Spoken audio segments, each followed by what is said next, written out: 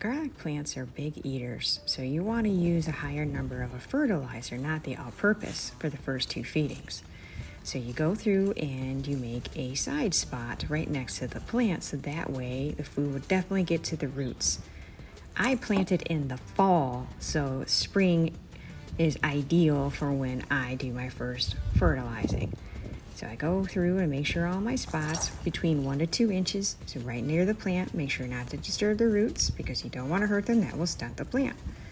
Then I put a little bit of the fertilizer into my hand, and then I gently put just a small amount because this is water soluble, and I don't want to use too much because it will actually burn the plant.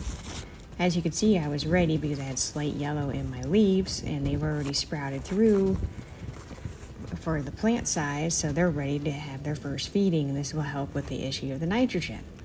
So I make sure my water lines are in place, that way I know when I do turn the system on, it'll get directly watered. But since I don't have it on and it's really cold out to connect my hose, I use a water jug to water right next to the plants where I put the fertilizer.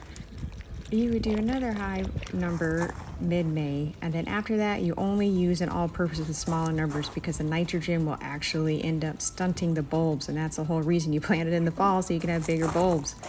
So do acknowledge that after the second feeding, going with a smaller number.